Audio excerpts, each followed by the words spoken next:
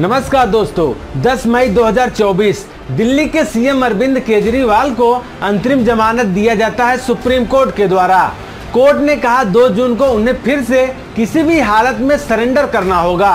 CM Kejriwal को यह जमानत चुनाव प्रचार करने के लिए मिला है। इससे पहले केजरीवाल को 21 मार्च को ईडी ने अरेस्ट किया था।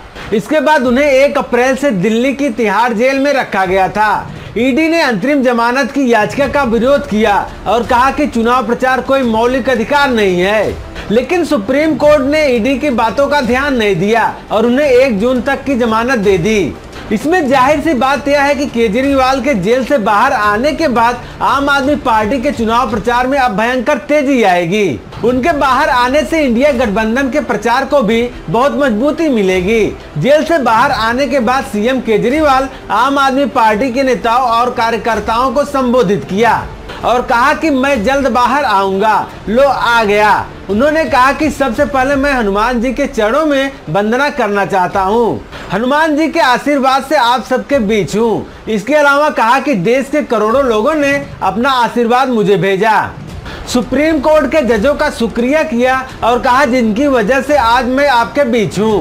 केजरीवाल को सुप्रीम कोर्ट से 10 मई से 1 जून तक की अंतरिम जमानत मिली है। कोर्ट ने केजरीवाल को 2 जून को सरेंडर करने को कहा है। हालांकि सुप्रीम कोर्ट ने इसको लेकर कुछ शर्तें भी तय की है। आम आदमी पार्टी के राष्ट्रीय संयोजक केजरीवाल को 21 मार्च को गिरफ्तार किया गया था। इससे पहले 9 मई को ईडी ने आबकारी नीति घोटाले मामले में दिल्ली के सीएम अरविंद केजरीवाल के अंतरिम जमानत के लिए सुप्रीम कोर्ट में विरोध भी जताया था।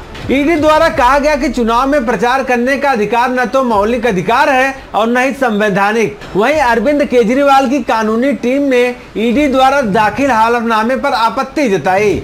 आम आदमी पार्टी दिल्ली में कांग्रेस के साथ गठबंधन में चुनाव लड़ रही है। दिल्ली में आप पार्टी 4 सीटों पर और कांग्रेस 3 सीटों पर चुनाव लड़ रही है। इसके साथ ही कांग्रेस ने इस गठबंधन के तहत हरियाणा के कुरुक्षेत्र और गुजरात की भरूच लोकसभा सीट पर आप की दी है। दिल्ली में 25 मई को चुनाव मतदान कराया जाएगा। गुजरात में तीसरे चरण में मतदान हो चुका है। हरियाणा में छठे चरण में 25 मई को मतदान कराया जाएगा। वहीं आप पार्टी पंजाब की सभी 13 सीटों पर चुनाव लड़ रही है, जहां अंतिम चरण में 1 जून को वोट डाले जाएंगे। दिल्ली में अरविंद केजरीवाल की गैर मौजूदगी में उनकी पत्नी चुनाव प्रचार करती नजर आ रही थी। सबसे पहले वो दिल्ली के रामलीला मैदान में आयोजित रैली में शामिल हुई थी। इस रैली में वो कांग्रेस संसदीय दल की नेता सोनिया गांधी के साथ बैठी हुई नजर आई थी। इसके बाद उन्होंने दिल्ली में 3 बड़े रोड शो भी किए और आपकी संपर्क सभाओं में भी शामिल हुई। इस दौरान उन्होंने केंद्र नरेंद्र मोदी सरकार पर निशाना भी साधती हुई नजर आई। उन्होंने आरोप लगाया कि भाजपा अरविंद केजरीवाल की लोकप्रियता से डरी हुई है। चुनाव प्रचार में सुनीता केजरीवाल ने यह भी कहा कि आपने 3 बार अरविंद केजरीवाल को मुख्यमंत्री बनाया, इससे भाजपा परेशान है। इसी वजह से उसने उनकी आवाज जनता तक पहुंचाने से रोकने के लिए उन्हें जेल में डाल दिया है।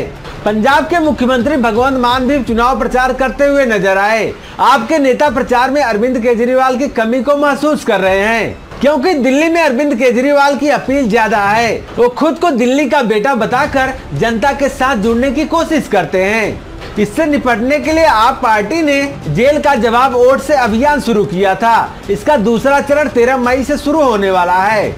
आम आदमी पार्टी इंडिया गठबंधन का हिस्सा है, इसलिए देश भर में हो रहे इंडिया गठबंधन की रैलियों में आप पार्टी की ओर से संजय सिंह शामिल हो रहे हैं। बीते शुक्रवार को भी इंडिया गठबंधन की कन्नौज और कानपुर में हुई रैलियों में शामिल हुए।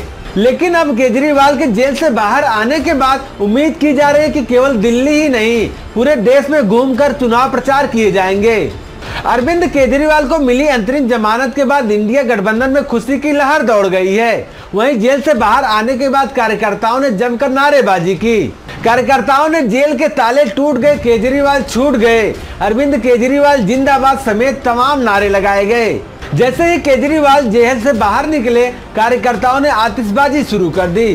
काफी देर तक आतिशबाजी का दौर चलता रहा। ढोल बजाते हुए लोगों ने काफी देर तक नारे लगाए।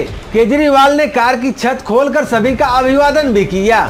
पश्चिम बंगाल की मुख्यमंत्री ममता बनर्जी ने खुशी जताई। वहीं कांग्रेस ने कहा कि अरविंद केजरीवाल को मिली राहत का हम स्वागत करते हैं।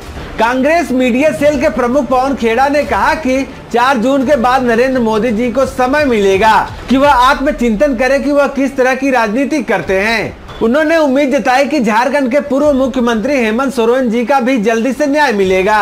जमानत के बाद कांग्रेस नेता राहुल गांधी ने कानपुर में कहा कि 4 जून के बाद नरेंद्र मोदी हिंदुस्तान के प्रधानमंत्री नहीं रहेंगे।